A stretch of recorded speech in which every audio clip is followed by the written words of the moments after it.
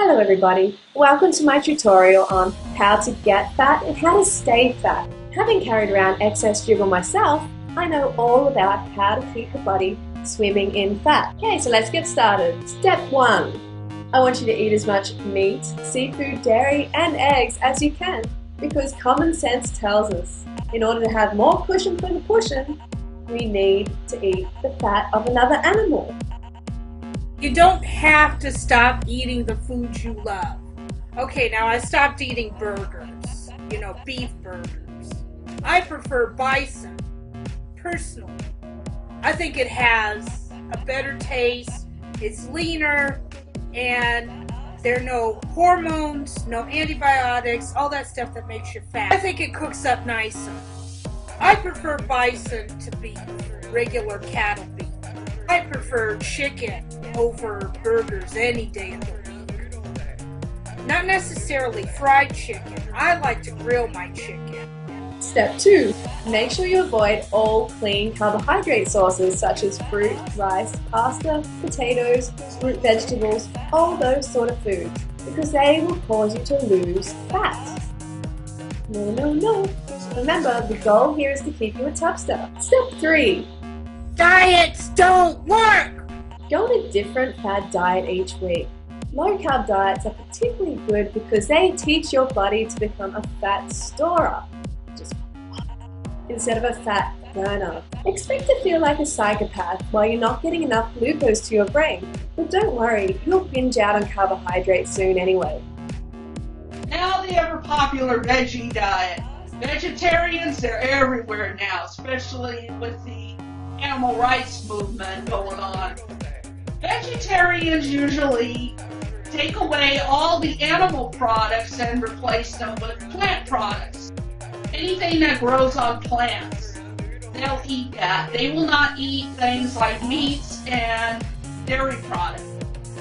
The problem with veggies, I'm not going to recommend that because, first of all, human beings cannot live on veggies alone. Step 4. Avoid all forms of exercise. Become allergic to your own sweat. Buy all the fitness gear that you can think of. Don't forget to get a gym membership for a year. But most important, don't use them because that will cause the lard to shift. Okay, so once you're fat, you need to keep yourself fat. I used to be a chunky monkey, so I have some great tips. As you munch down on your fried chicken leg, make sure you tell people who question your size that it has nothing to do with diet and that you're big boned and you have a thyroid problem. This will always get their sympathy and get them off your back.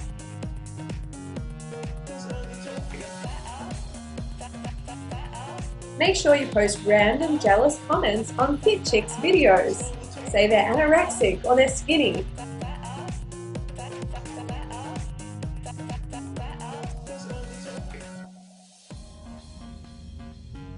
Remember though, if they call you fat in return, that is an insult and you should call them mean, even if it's true.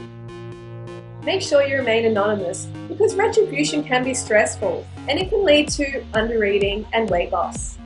Remember, if you want to stay a chubmeister, then you must live in denial. Call yourself attractive terms like curvy, womanly, plus size, sturdy, voluptuous, full-figured. That way you create an identity which helps keep you comfortable while you're fat. Why change? Watch other fat people on TV like Oprah or the fat people on Jerry Springer. This will help you feel less alone.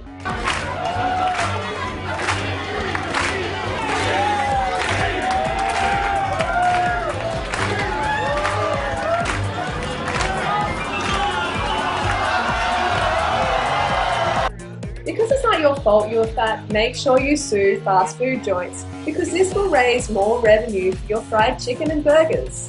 Sao Paulo, Brazil. A Brazilian court ruled this week that McDonald's must pay a former franchise manager $17,500 because he gained 65 pounds while working there for a dozen years. So I just got back from a run and I was thinking, I just want you to know that this video is not intended to hurt anyone. But it is intended to hopefully wake up those who are in denial about being fat. Because a fat is killing you. You know, the fat is killing the environment, the animals. It's bad for everything. You know, it's bad for your health, it's bad for your appearance, your relationships. So I just want you to get that, and hopefully you can make some changes, because a change is needed, or else you're going to check off the planet early and it's going to be your fault. It's going to be no one else's fault except yours.